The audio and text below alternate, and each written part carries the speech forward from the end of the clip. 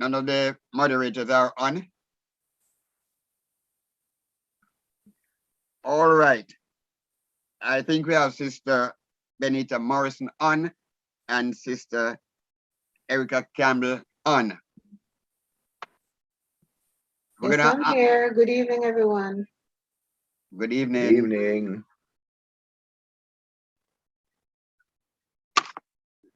Let us go ahead, Sister Morrison.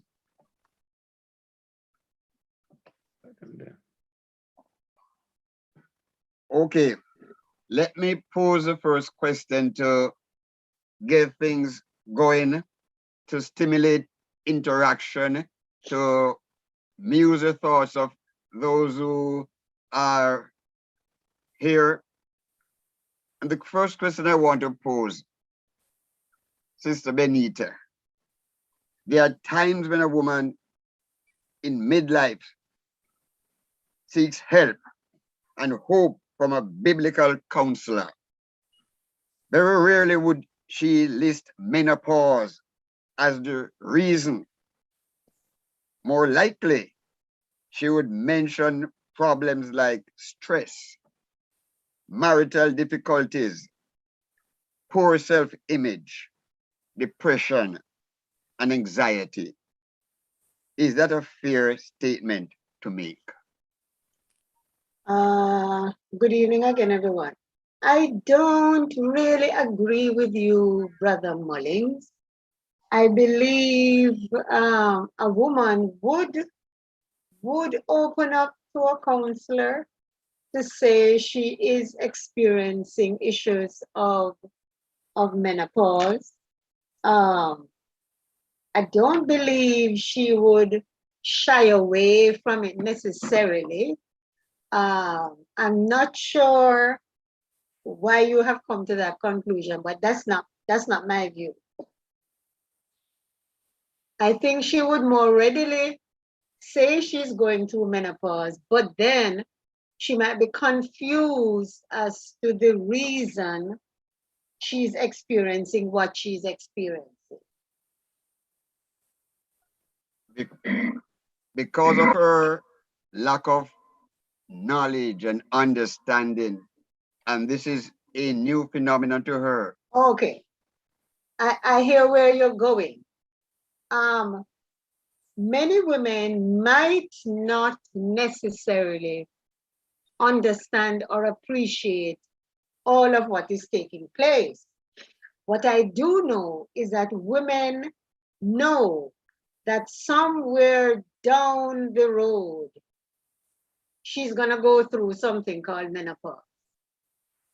And although we might not know all the details of what are some of the things happening to us, I think in the back of her mind, when she's getting to a certain age, she knows that menopause is coming up. So you could be right in the sense that maybe in experiencing some emotions, some levels of stress, she might not link it with menopause in that sense.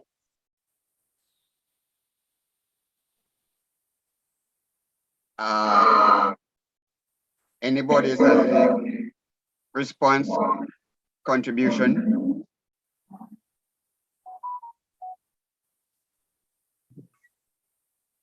I think you don't want to repeat the question. Dr. Joy has only just been able to get on, so you could probably repeat so she can, if anything, have a say. Okay, thank you, Brother Ross. Brian is not home as yet, so she has apologized for not being on as yet, but as soon as she gets home, she will join us and take over.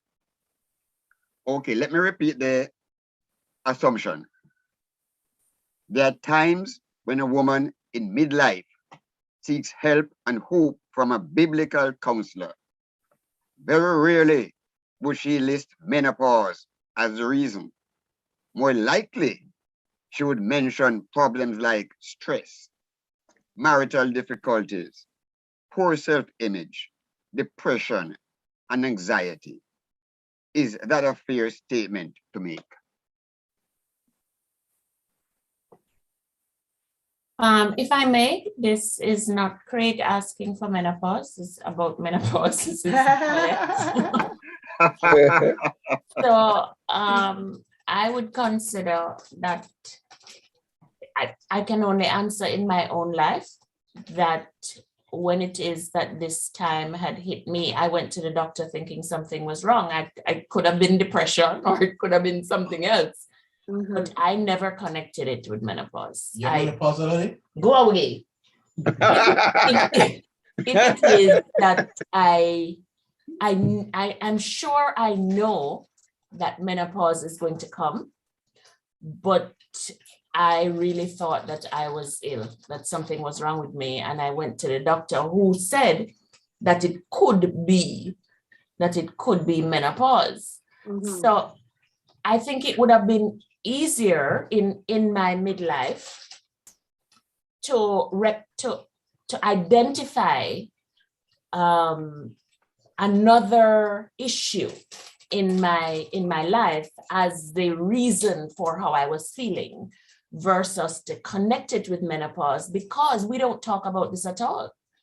There are other women who have gone through this, but nobody told me that I would be a nightmare to live with, except my husband.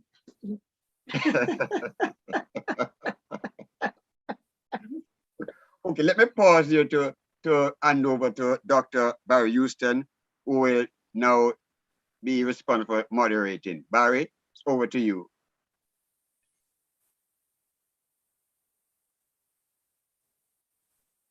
Hello.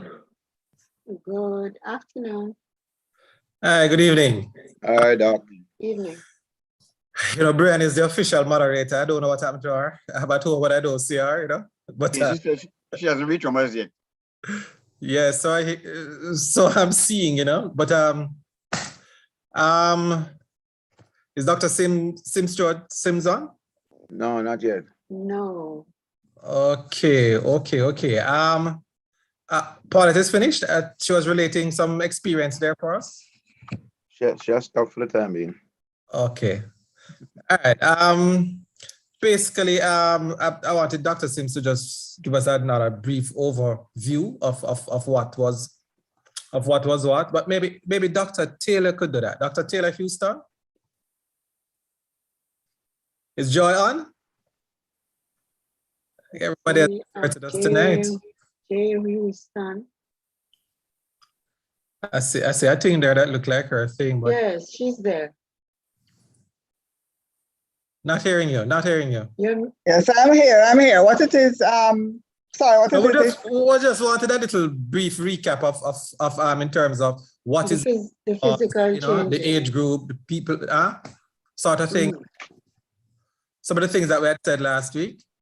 You remember anything? All right, well, The age menopause, range, it was what, 51, if I remember I correctly? mean, it can be anywhere from in the 40s up to 40 late something. 50s. But I mean, the Right. average age is around 51, early 50s. But I mean, menopause, women can go into menopause from 40s, mid 40s up to late 50s. And basically, I mean, it's a time of life. Well, I mean, basically, it signifies the end of the ability of a woman to have children, the end of the reproductive age. And of course, the most physical sign or the most obvious sign is the cessation of the menses. But I mean, there are other things that come along with it because you get decline in your hormone levels, the estrogen and progesterone. And that is why there's no ovulation. And of course, because there's no ovulation, there's no menstruation.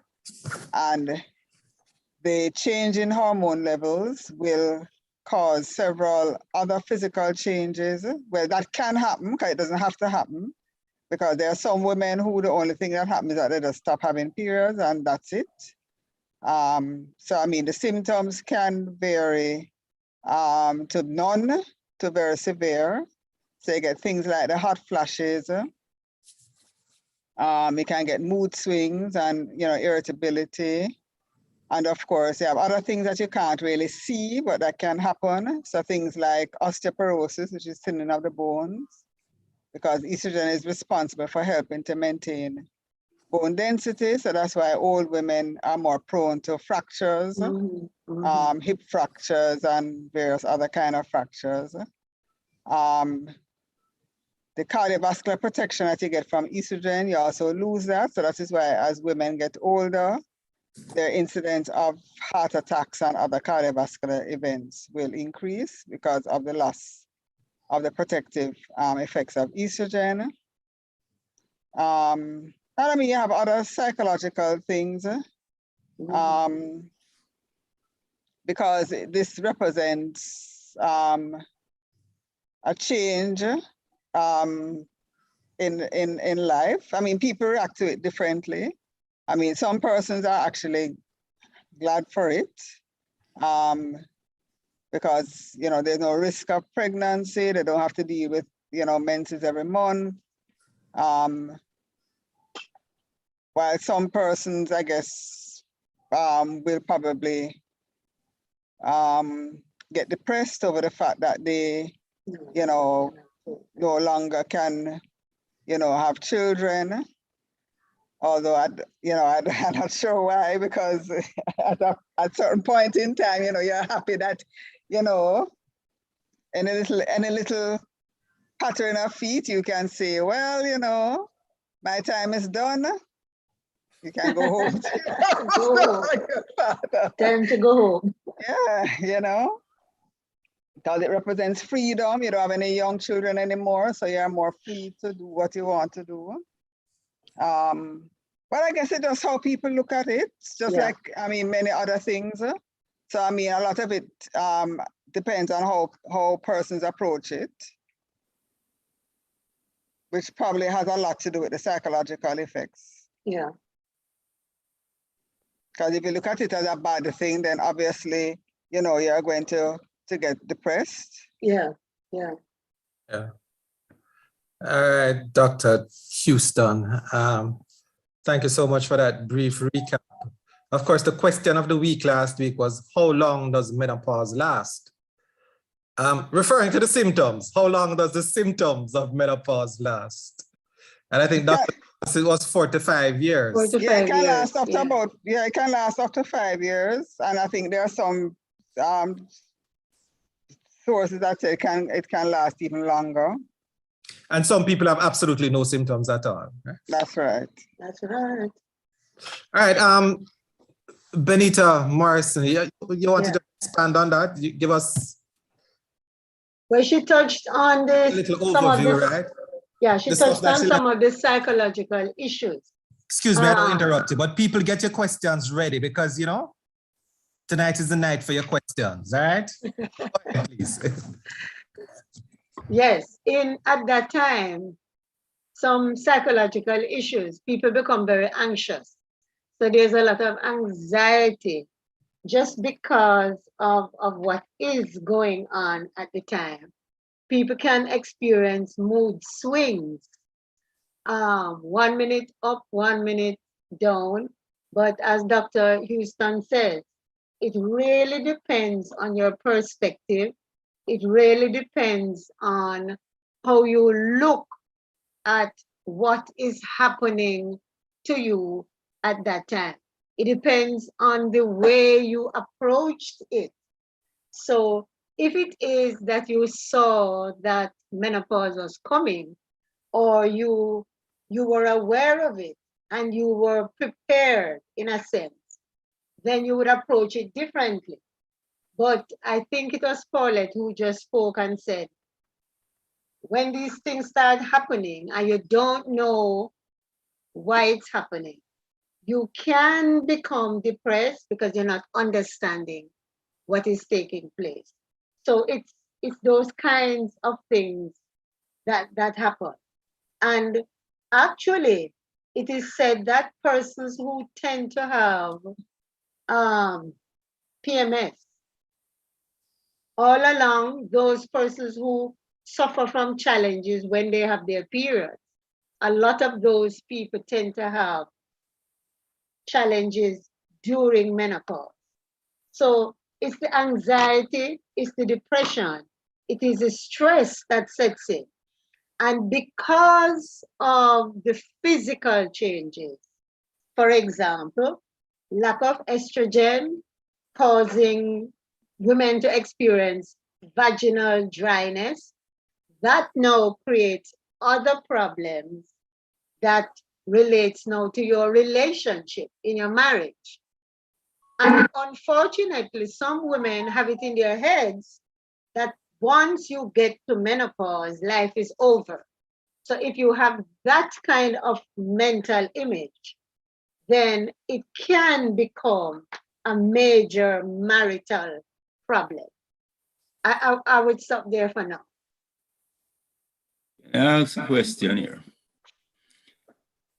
I saw in the newspaper where a woman at age 65 gave birth.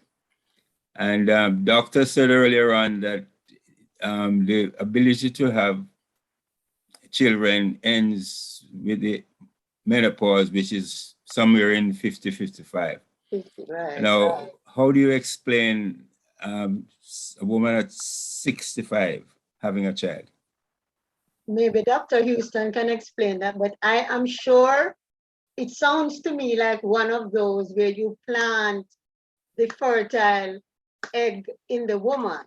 But Dr. Houston, can you explain that one, please? I don't think that's just natural. By the Holy Spirit.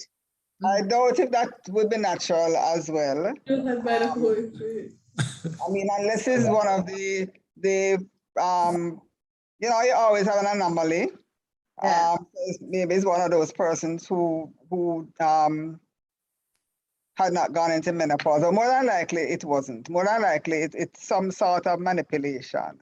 So as Benita said, they probably planted an already fertilized egg, similar to like a surrogate, in which case they probably would have just given her hormones to be able to maintain the pregnancy, or some sort of intervention had to have taken place. That unlikely to have been natural. Okay, thank you. To you, Mr. Moderator. It is believed that menopause can also be an exciting and creative time as a woman shares her wisdom with others. She's enjoying anything but wash up. What's your response?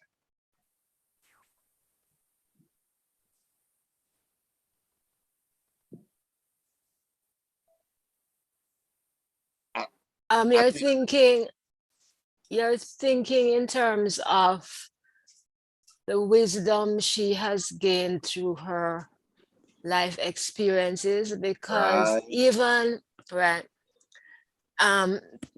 which, you know, and from a biblical perspective, we know that, you know, Paul made it clear that the older women should mentor the younger ones and so on. And of course, having had certain life experiences, one should want to share them, whether positive or negative, for persons to benefit. So that is true. But even as we have been discussing the matter, I'm wondering though how much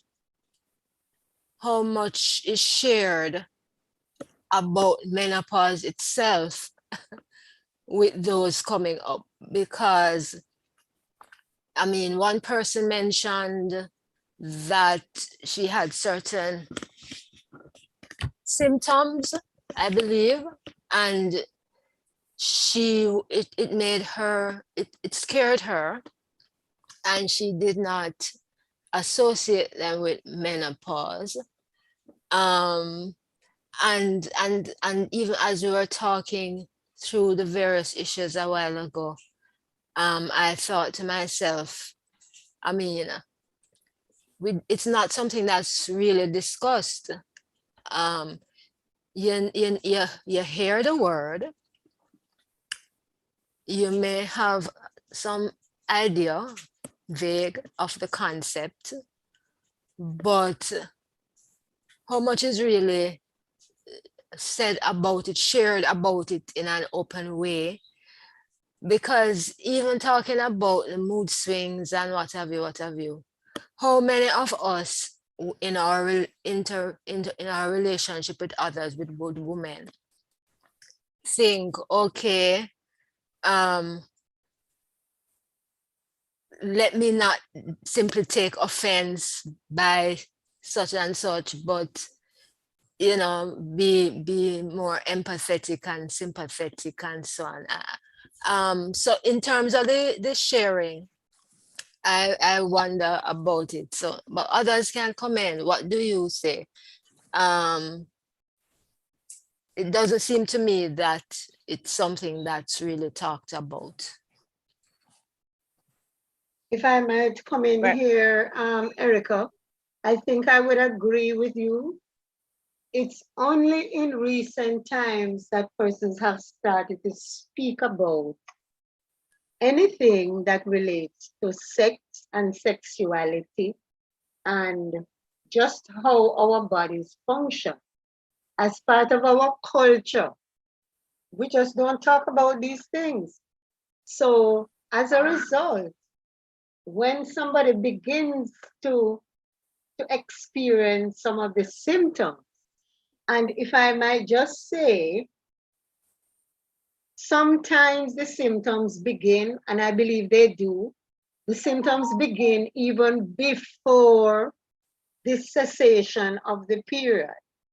So unless you are focusing and recognizing and remembering where you are in the process of development, the symptoms might start and you don't link the two because the periods have not yet ceased. So yes, I agree with you. We haven't been talking about these things.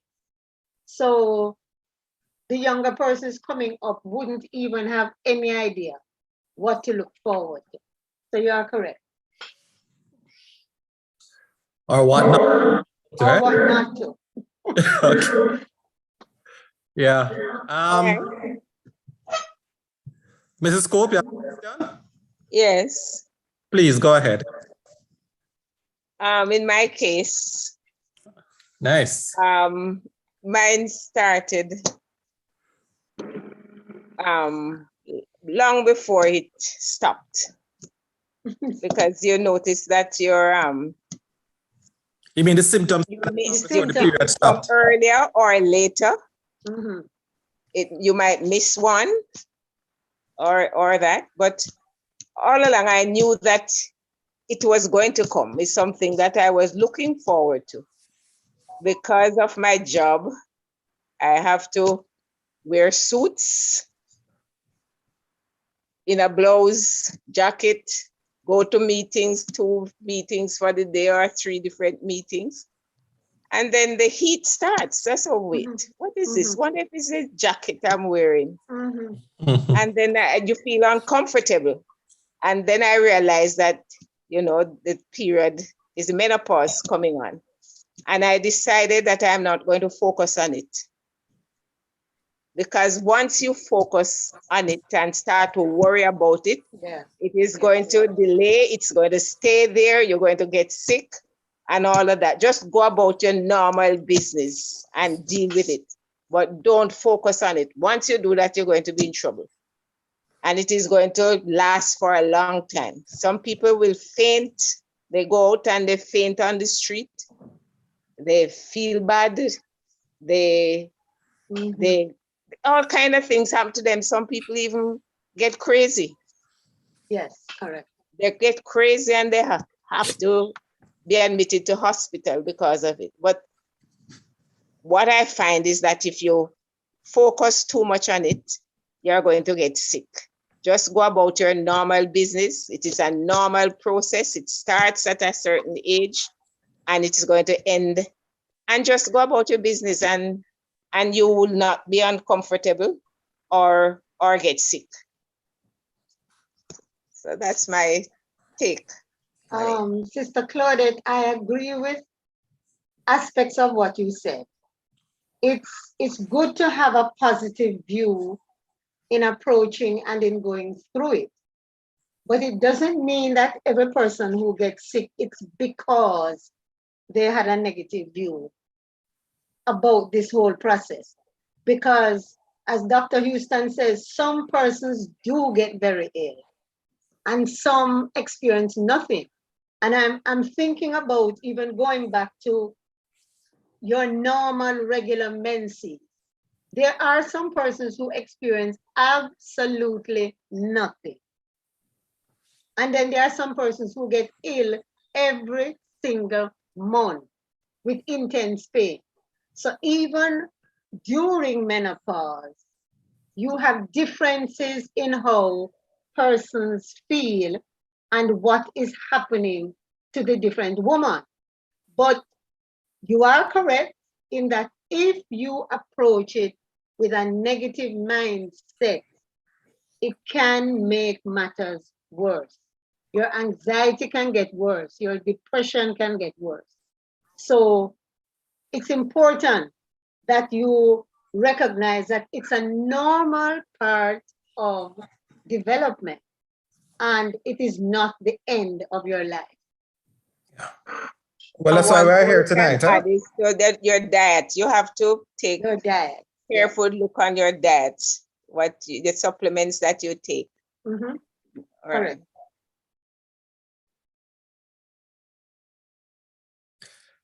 Yeah, I'm thinking that. I mean, that's why we're here tonight, so you can know what to expect, when to expect, how to expect. Mm-hmm. So I have a question about, I'm sorry, Uncle Herschel, I saw your hand up, but I know you're not in menopause, so I'm sure you will allow me to go ahead. No, his brother Ross. The question is, what do you do? So okay. So I am absolutely sure that I am in the middle of something that I am very uncomfortable with. And some of that is because it's just annoying to me. So you are going along your merry way and then you are very hot and then you are not. This weekend I was in a place that was absolutely freezing. And you're hot. And I was hot. So, I mean, it's annoying, and that's, I think, maybe one of the issues. But let's talk about what do you do? So I understand the positive mindset, but is there a diet that helps with symptoms? And I mean, Craig is going to talk to me about exercise, so you can leave that part out. But no, you need to exercise. You need to exercise. You need to exercise. You need to exercise. All right. Have your water, have a fan, but get a little fan, yes. Put it in your bag. Have a fan. Paulette. But you're not using it. Let me try, Paulette. Your diet is important. I'm told that soy is very good to reduce hot flashes. And the doctor can correct me if I'm wrong here. But soy has hormone properties, you know. Well, that is it. Right. So that contains estrogen. Good. It has estrogen properties. Yeah. Huh? Good. Yeah. So, and estrogen, I had to be given hormone replacement. Yes, estrogen. I went through a process where you could ring me, Paulette, dripping. It was crazy. So I have to walk with a big rag in my bag and those kinds of things. But the estrogen helped, right? And as you say, soy. So what you eat and the exercising is important. Helps you to relax and helps you to work through it. So the doctors will give you tablets to take to help you to work through just what you're going through. So it helps both with the way you're feeling as well as some of those other symptoms that you're experiencing. Okay. Thank you. Uncle Urshel has his hand up for a little while now. Uncle Urshel? Yes. Most women accept the menopause fact. Here is Sister Elaine. Sister Elaine is 50 years old, going on to 55, really.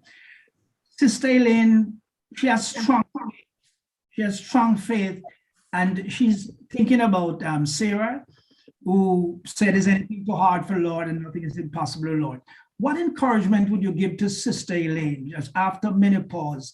She believes that she never had children, and she believed God could give her one at 55. What encouragement would you give to her, considering that she's basing her faith on the Genesis 18, where she says, "Is anything too hard for the Lord?"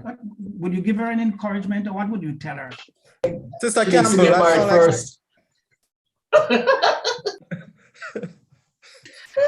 She can't get pregnant by herself.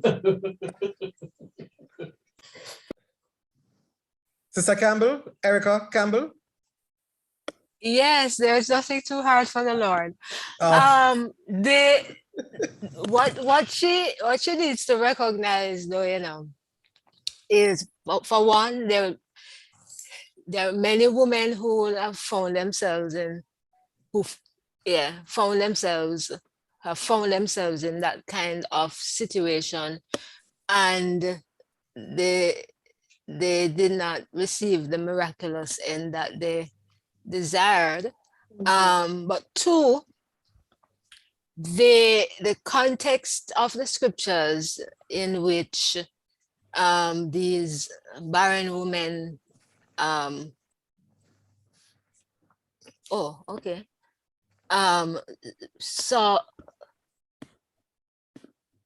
which these barren women got children, got to be impregnated and so on, was one that had to do with the ultimate purposes of God.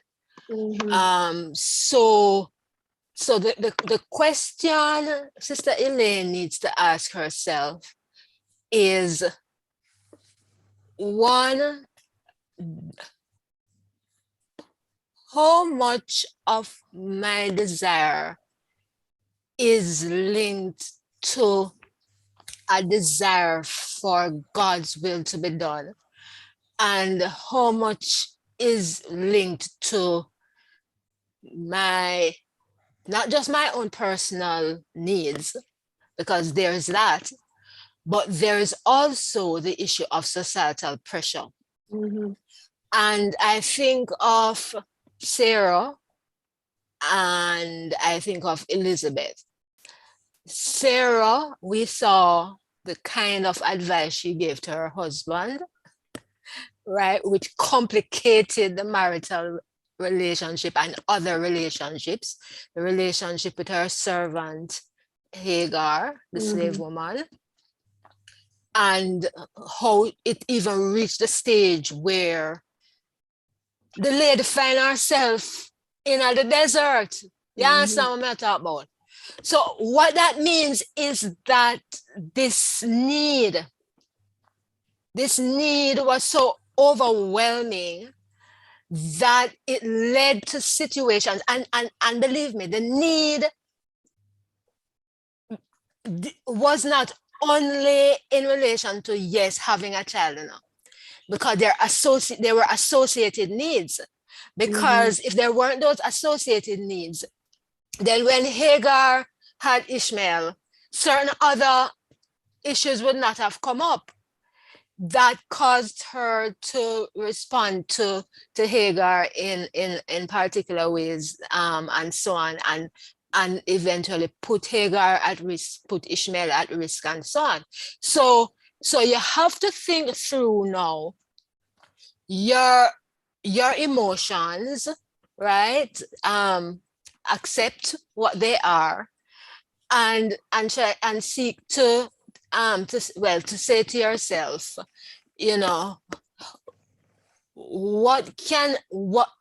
how does my emotion align with God's will, but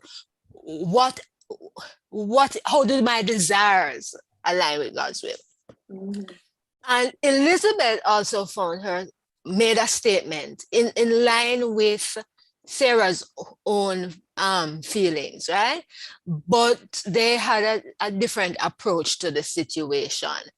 Sarah went the ungodly route, but Elizabeth, when she got pregnant, she was ecstatic. You know why? Because she said that she would no longer feel the disgrace that, you know, because of how people perceived people who could not have children or did not have children, right? Because it's not just a could not, it's a did not too. Oh, and so right, but what is said of her, along with her husband, but it is said they were godly. She was a godly woman, and she waited on the timing of the Lord and that sort of thing. So it's Sister Elaine will have to think the things through in that way. Also, I would say that Sister Elaine, even, and I'm not going to stop Sister Elaine from praying, because the 65-year-old lady got pregnant. But I would say, even as she's praying, that she seeks the counsel of wise people, that she seeks the emotional support of others, and you know, look out for, is that term we love to use, and I'm not using it the regular way, the way people love to use it, but non-judgmental people. So people who can keep confidence and who understand your humanity. That's what I mean by non-judgmental people, who understand your humanity and the fact that it is natural for you to have certain feelings, especially at that stage of life. So those are my 2 cents. If I have any other cents, I will I put them in the basket. Yes, I see like Sister Benito. Okay. Brother Ross. Oh, Brother Ross is coming. Okay.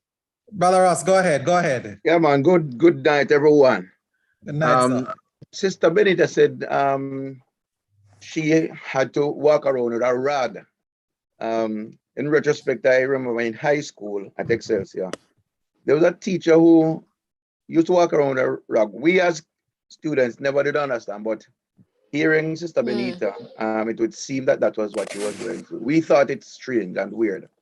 But my question is there anything that can stem the tide or slow down the sprint of menopause? Is there any kind of diet that a woman can take to slow down that sprint to menopause?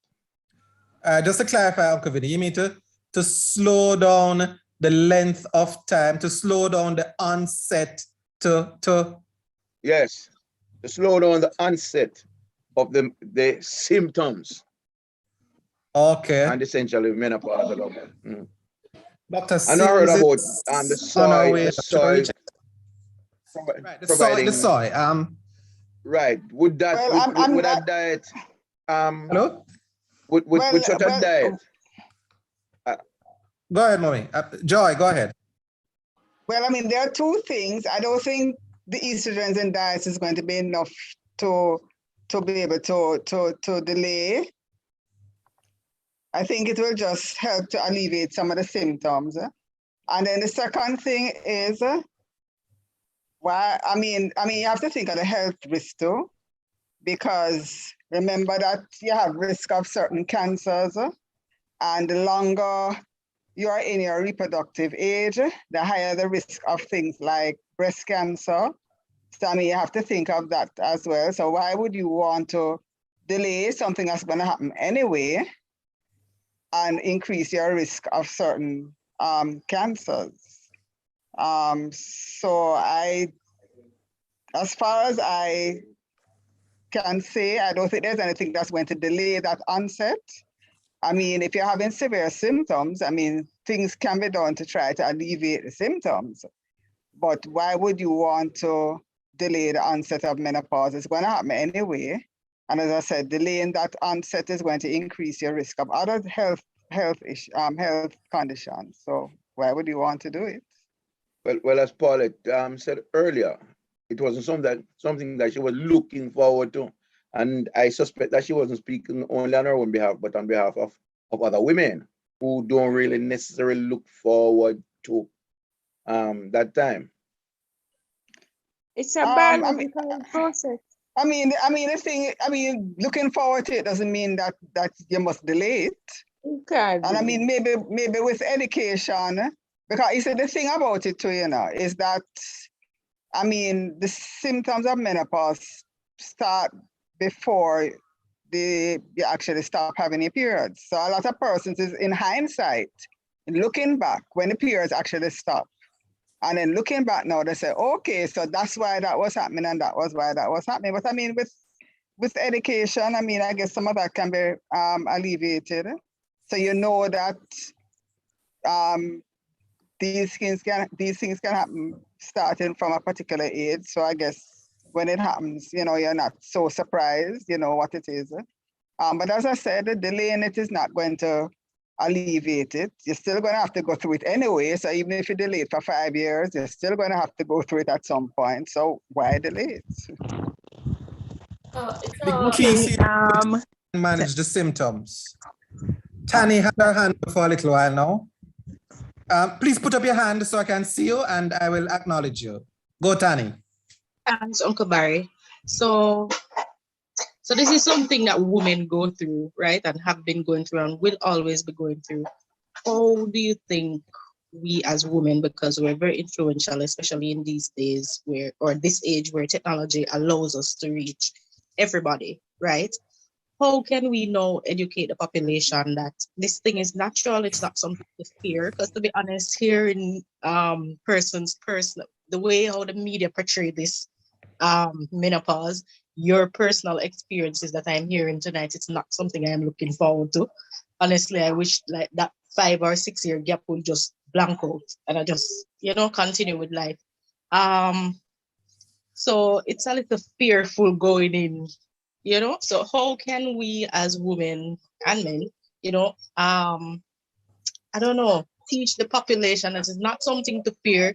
This is how I have gotten over it. This is how you can get over it. This is what you can do to prepare for it. Like some real solid pointers how to get through this thing. Yeah. Just like self-nancy themselves things for, you know, if you have this particular issue, then there's that. I'm not seeing in the media, I could be wrong, things that they're using to alleviate all of these monstrous attributes. Can I answer that? Characteristics Sure. that comes with menopause. Okay, Tani, thank you for that question. Go ahead. All right. Who wanted to answer? Well, Dr. Sims. Dr. Sims, you're here. Yes. Welcome, Dr. Briefly show my face. Go ahead, Dr. Sims. Go ahead, please. But the video. Okay. All right. Well, first of all, the conversation generally suggests that everybody goes through the same thing, which is not so. I mean, the person who was speaking just now, like, I mean, she has a fear of it. Remember, some persons go through menopause and have the symptoms that we speak about, they do not have it. The severity varies, and different people will have different things. So not everybody will have the sweating and some persons go through menopause and didn't even realize it. Oh. Anyway, I remember someone had asked about diet and menopause. Again, as Dr. Houston Joy says, yeah. Well, I mean, it's not that diet will delay, but diet I mean, a healthy diet will make you feel better. And feeling better will help you with the transition. So that helps in that way. I mean, in terms of soy, Dr. Sims, any recommendations apart from soy in terms of diet? Well, even in terms of soy, soy is not well proven to be, I mean, universally effective, you know. There you The only 100% effective thing to help with menopause is estrogen, the hormone estrogen, so hormone replacement. But of course, I mean, there are different conversations about that, and research showing different things make people get, I mean, right now to get any hormone replacement in Jamaica is almost like we can't get it because, I mean, of the fear of using the hormone. So that in itself is a big discussion generally because one study came out some years ago which shows an effect with breast cancer, and since then the uptake of hormone dropped significantly, and so the pharmaceutical society stopped bringing it into Jamaica. So when you prescribe it now, it's nowhere in Jamaica. But we have other things that we use anyway. But hormone is the only 100% effective thing. Soy has been shown, most research on soy has no effect really. I mean, but the mind is also powerful. So persons thinking that something will help sometimes helps. And so the general population tend to think soy and stuff. But really and truly, I mean, overall, I mean, in the big scheme of things, it really does make a big difference to the true menopausal symptoms. But menopause, the symptoms vary. And the young lady that was just speaking, I mean, you don't have to have a fear going in because you don't know what you will experience. You might not experience anything. Right. So that's the take-home point I want to make. I mean, it's not everyone just drop down and pop down and look like, I mean, like they're going to, I mean, no, that's not how it is. Does anyone have, like, I don't know if there's a Danny? statistics that, yeah, I'm still speaking, okay, Barry. You're still speaking? Yes, you're not hearing me? I'm hearing you now, but you just sounded mumble jumbled a while ago. Go ahead. Okay, sorry. So is there any statistic that would say, like, based on, I don't know, ages between X and X, this percentage of women, this percentage of women have had bad experiences versus, you know, so I'd like to know, like, what percentage persons go through badly. Okay, Tani. Okay, Tani, hold on. Go ahead, Dr. Sims. No, I mean, well, you don't have study saying this percentage because it wouldn't be accurate to say that this percentage. Dr. Sims, where you gone?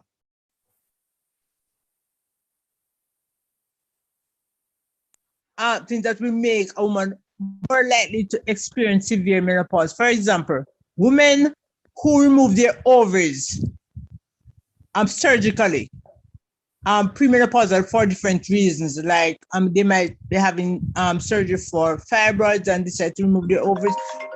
Removing the ovaries surgically before menopause tend to make menopausal symptoms worse because you just suddenly jump in it. So generally it tends to be worse than when you go in menopause naturally.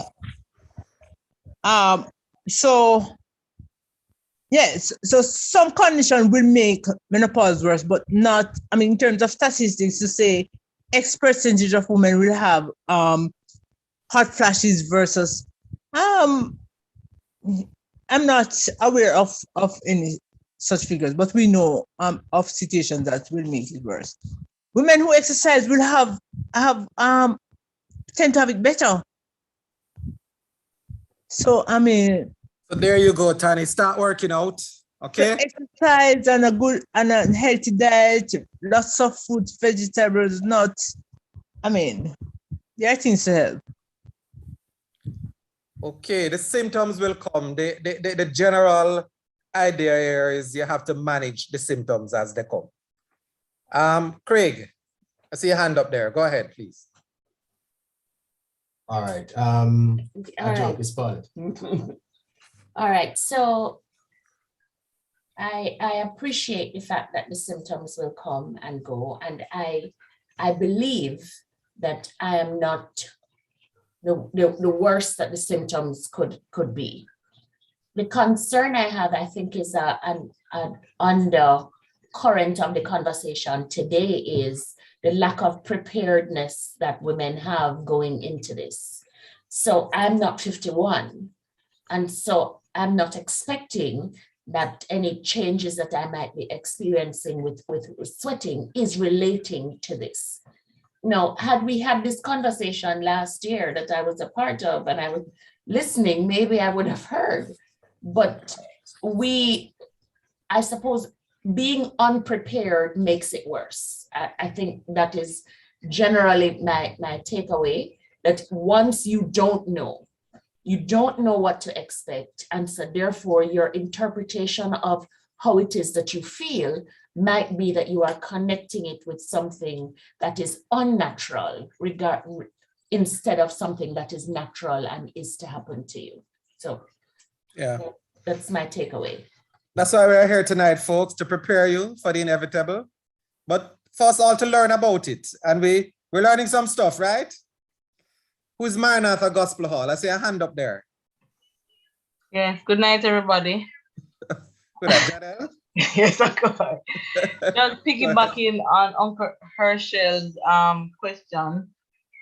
If it is that Sister Elaine was 10 years younger or had early menopause and still wanted to had this desire to have a child, he had asked about the possibilities. Would you recommend in vitro fertilization for Sister Elaine? If it is that she felt young and spruce still, but menopause just hit her early, would that be a recommendation? Even at 55, she can. Dr. Sims, this is your patient. How are you going to manage her now? She come to you, she's sprucey, but she wants to have a child. How are you going to manage her? Go and adopt. Okay. All right. Sorry. I had to speak to a patient just now. So I mean, what was the scenario again? Go again, Janet. Go. Sorry about that. So someone who experiences early menopause has the desire to have children. Would you recommend in vitro fertilization for her, or what options would you provide for her? Well, I mean, that person wouldn't have much of a choice but to do in vitro. So, and in vitro can be whether the person themselves carry the child or they get a surrogate. But of course, that person wouldn't have any egg, so they would have to get an egg donor. Which, I mean, that's okay. We have lots of persons who donate their eggs. For the uninformed among us, could you just tell us what is in vitro fertilization, please? I know the doctors know the term, but others of us might not necessarily know it. I'll talk about it. Before you go into that, Dr. Sims, there was earlier a comment about a 65-year-old woman who was pregnant, and we were trying to explain it. But go ahead. A 65-year-old woman who was pregnant? Yes, Van. It was in vitro, but go ahead and explain it. Oh, in vitro. Okay, in vitro. I mean, yeah. I mean, that can happen. So in vitro, so essentially, again, that person would have had to get an egg from somebody to be that person's egg. And that egg would be taken and the sperm would be taken from the donor or from her husband or whoever she wants it to be. And the egg would be fertilized in a petri dish, essentially, and then placed into the lady for growth. But of course, lots of hormones are used. So lots of medication is not just simply just taking it and putting it in. You have to prepare the person's body, essentially, for the fertilized egg. and then you have to also give the person medication to keep the pregnancy going. So that is possible. In that person though, the preference, I mean, if there a choice, unless the person insists and really want it, you'd prefer for that person to get a surrogate. That's what, I mean, meaning somebody else carried the fertilized egg for the lady. But of course, I mean, it's possible. As to how successful it will be different. And I know I mentioned that it's possible with the in vitro, but is What there is in a vitro? possibility that in vitro, yeah, right, that there's enough outliers in a statistical population where this is possible? No, it's unlikely, improbable, but is it possible naturally? Are there enough outliers or such greater population that is possible?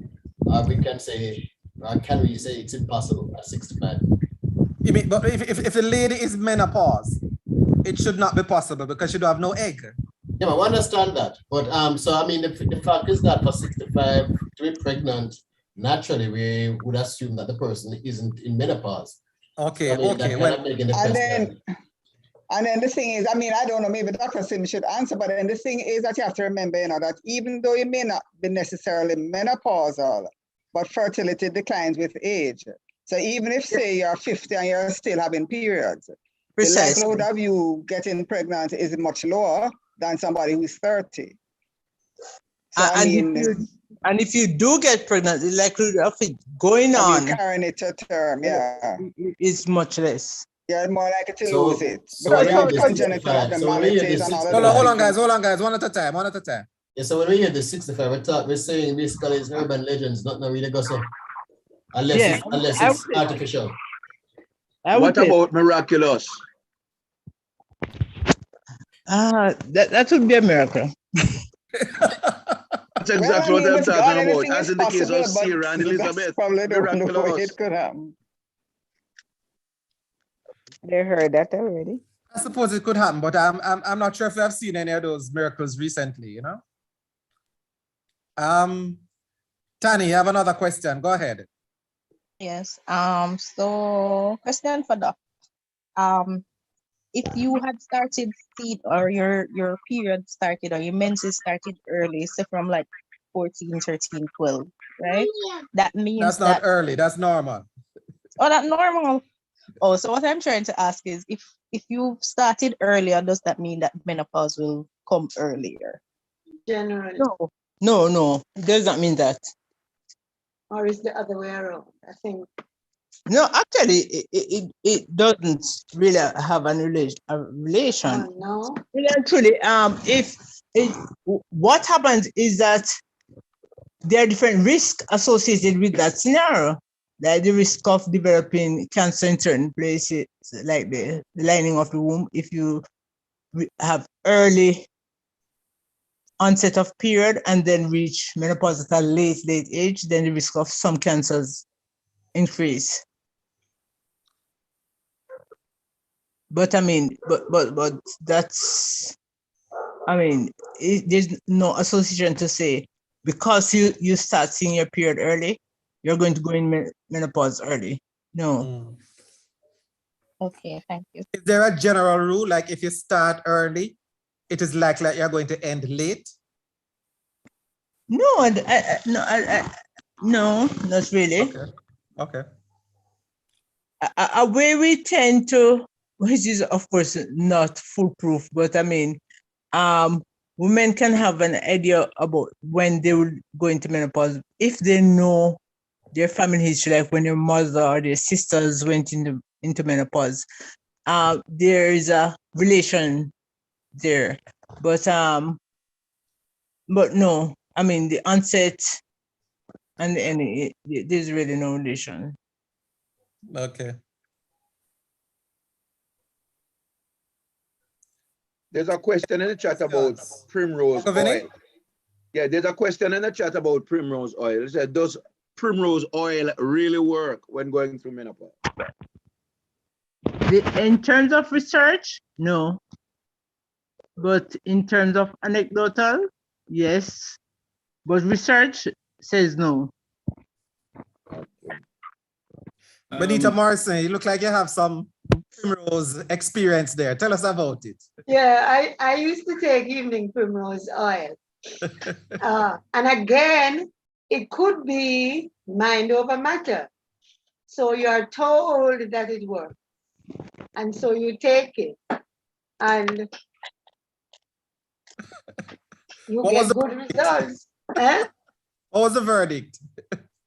The truth is, I also got hormone replacement. Okay. So that could have been what helped. Right. Right. But I wanted to pose a question for the medical doctors though. Go ahead. You spoke about what your parents experienced. Right. Would heredity also affect how you experience the menopause? Because when I was going through, my mother said she was shocked what I was going through because she never had any such thing.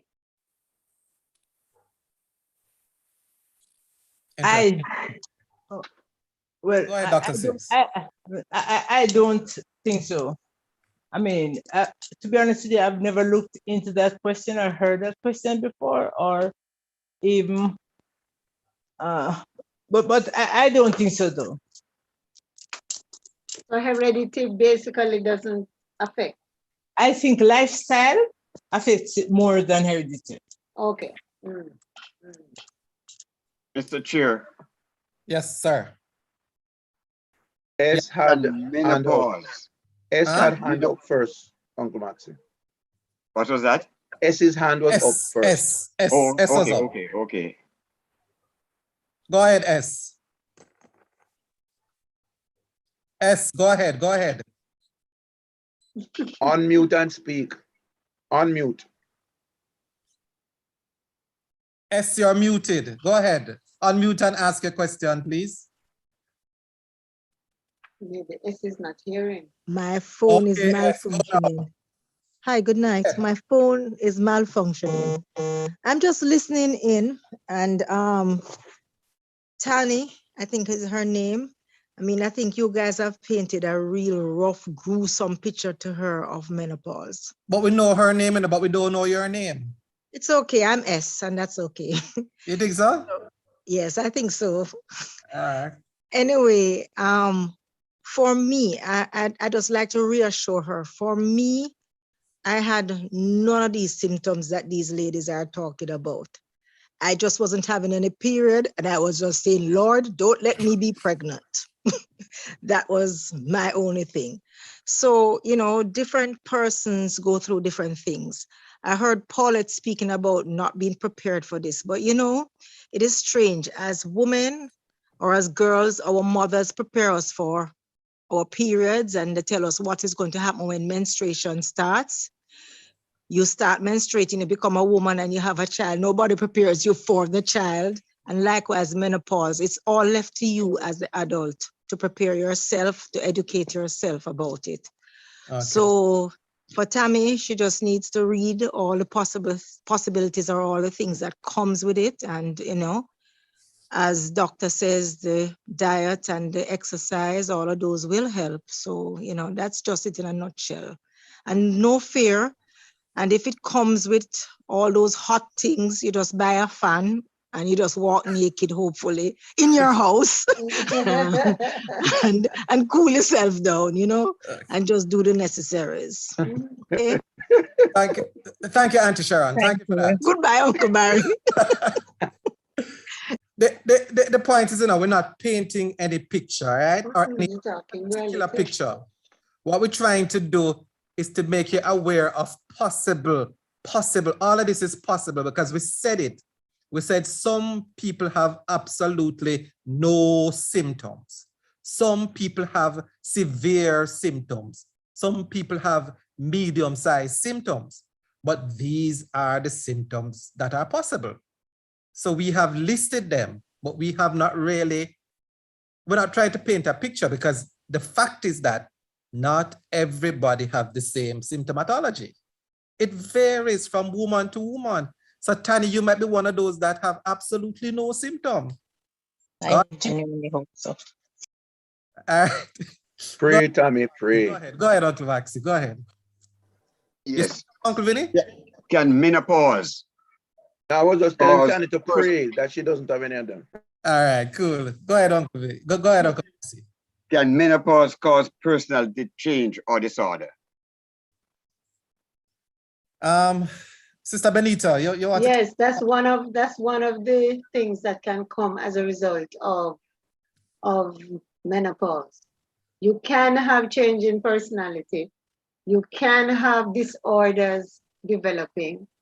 Again, these are some of the psychological effects of going through menopause. So the answer to that is yes. And the point also is, at the time when you are going through menopause, you have additional stress to add to the physical changes, because that's the time when children are leaving home. So you have emptiness, right? That's the time when you might have aging parents. So you have that additional headache. So there are other things that are creating stress, right? But yes, there are some psychological disorders that can come as a result or as part of going through menopause. Okay. Can I, in that case, is there any preparation for the husbands to expect these sort of changes and how to deal with them? So the preparation would be one, education, so he's aware of the kinds of changes that are possible. Because again, remember that not everybody will go through. And certainly, if these things are observed, it would be good that both of you speak to a counselor, a therapist, just to help you work through and have a better understanding of what is taking place. And of course, the support that the woman needs. Don't leave her to work through it all on her own. So if you understand, then you can give her, you as a man, can give her the support that she needs.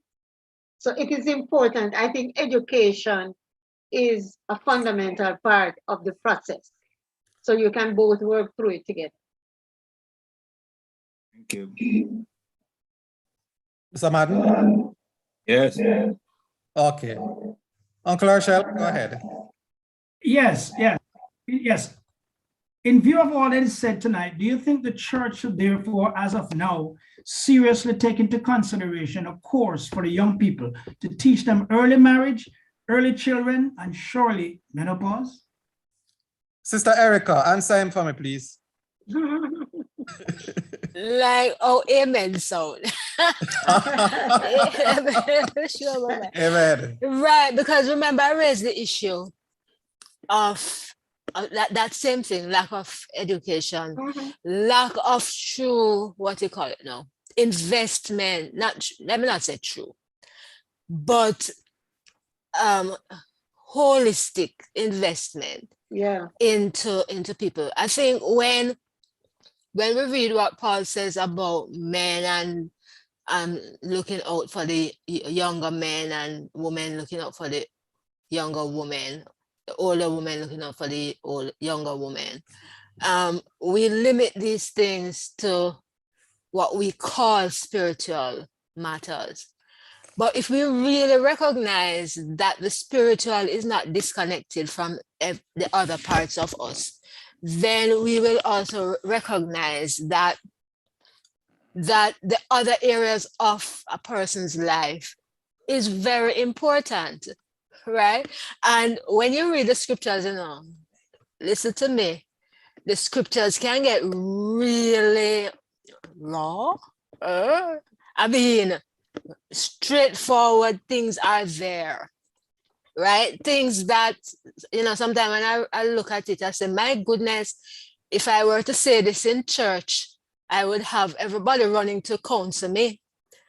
And then I would say, this is what the Bible says, because it's really down to earth. And sometimes it's as if we have this disconnect really from the scriptures, in that we are not as open to being real, as the saying goes, with each other. So definitely. And the thing about it is, in our context, because remember, when we think of the Old Testament into the New Testament, we think of the nature of family life and so on, that, the kind of relationship parents had with children, the kind of the extended family that was a support system, for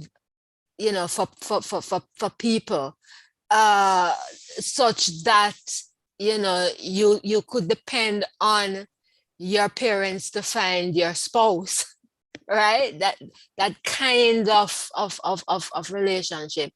We don't currently, many of us did not grow up in that kind of situation. And so for many, church is family in more ways than one, right? Church is going to have to be the place that kind of fills the gap in people's lives, because they don't have the biological family support that one would want to have, and that sort of thing. So I reiterate my amen. Amen. I mean, so far from what we have heard, I mean, we have described the symptoms and the possible symptoms, but from the personal experience, it doesn't. I mean, Auntie Sharon said she had no problems. Most of the other people who have heard from basically had a fairly easy time. It seems the lack of expectation and preparation is mainly the main problem. So, I mean, a forum like this could be pretty useful in terms of education. Right, because, oh, sorry. Go ahead. Right, because really the education, as you rightly say, isn't just for the person who will go through menopause. It's for the community. Yeah. Because the persons may need particular support, and a support system around them. And in addition, remember that other persons are impacted. So it's not just about the feelings of the individual going through menopause, but the relationship issues, right? That, because if you talk about mood swings and that sort of thing, if you talk about depression, right, anxiety, and so on, if other persons are aware of these things, then, and that's one of the things, people, please, let me show myself. That's one of the issues that I have, that where judging others is concerned, right? When the Bible says, judge not lest ye be judged and so forth, that is often taken out of context, right? But we have to be wary about how we judge others, because we don't know all the factors that go into a certain behavior, a certain expression. You understand what I'm saying? So, it's often at the back end that people will say, if me did know. You know them way there? If me did know. And it's when it usually happens to. I mean, this has this is not directly related to menopause, but we're going to relate it to it. For example, if it's when the person has died or something like that, right? Whether by suicide or by being killed and so on. That is when the person is valued. When the person is alive, let's take a rape victim, right? People have the stigma. There's a stigma associated with a rape victim, right? Isn't that so, Sister Marson? A stigma. But if the person died, we want justice, right? There is this empathy that goes into, what have you done to this person and so on and so forth. So we wait till it reaches the stage of no return before we offer the kind of empathy and support and so on that people need. So indeed, education is part of it, but we know that education is not the only part of it because of the sinfulness of human beings. An educated person can use his education to do ill, right? As well as good. So what we are seeking for is not just information, but spiritual development, emotional development, and that sort of thing. Okay. All right, guys. Going. Uncle Maxie, I see you have your hand up. I think this is probably our last question for the night. We're past 9:30 already. Yep. Go ahead, Uncle Maxie. Yes, true, Mr. Chair. Brother Madden mentioned a man's role in all of this. And two other words jumped out at me earlier on. But dryness of the vagina and pain was mentioned by Sister Benita. And emotion was mentioned by Sister Erica Campbell. Putting these together, how do you pleasure a woman after menopause? Sister Morrison, go ahead. Maybe the doctors can come in here, but yeah, you take first shot and then Dr. Sims. Yeah, there are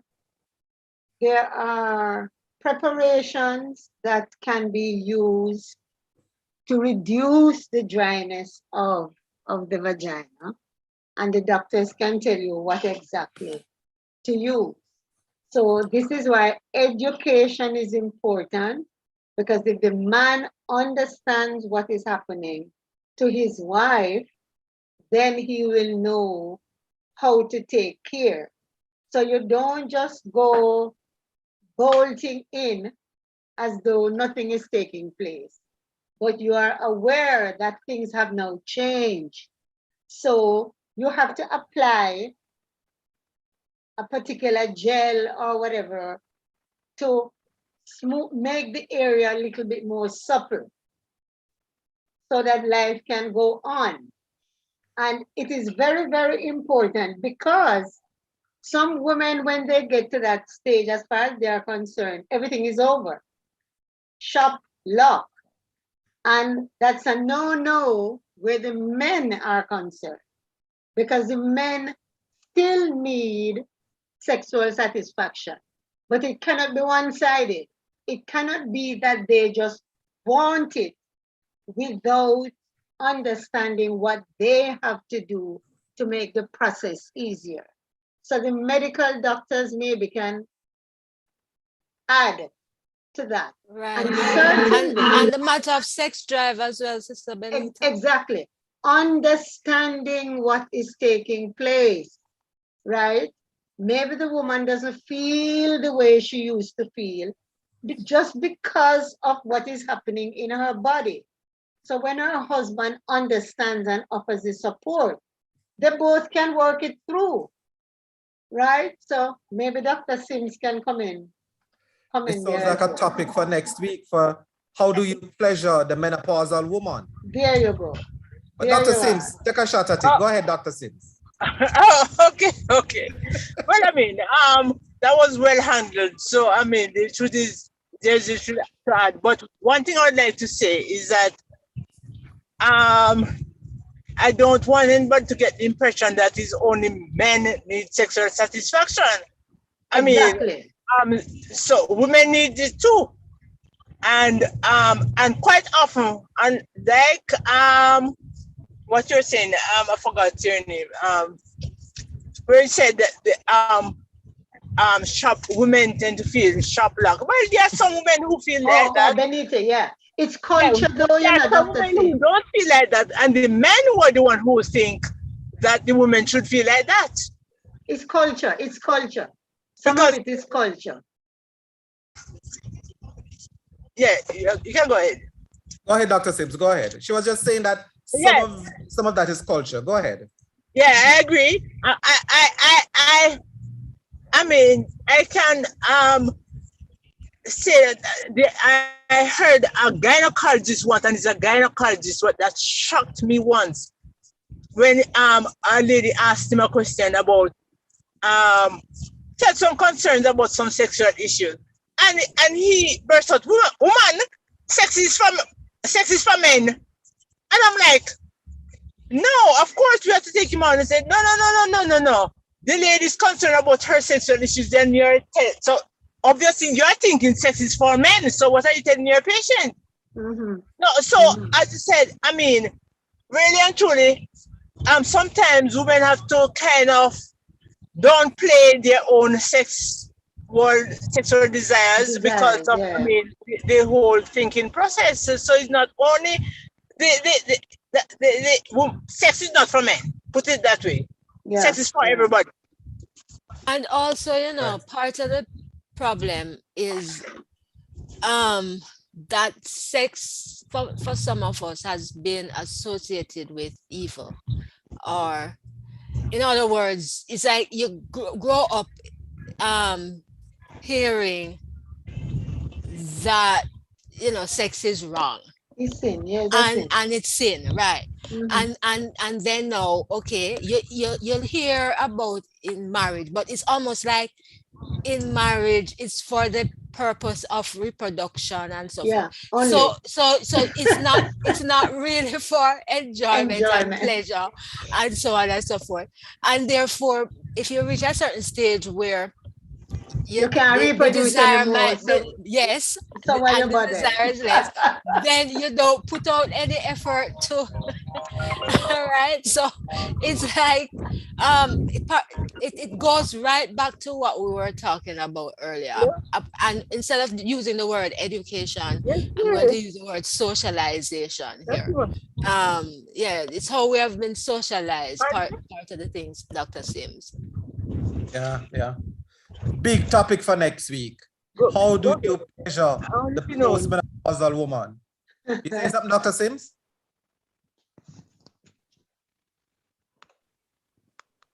Right. What's that? Next week. Coming up. I want to thank everybody again for their participation. Sister Benita, Sister Erica. Sister Erica, Dr. Sims, Dr. Houston. I want to thank you all for your learned opinion. We have certainly learned from you, and we look forward to the final episode where we bring the curtain down on this menopausal issue. Thank you all.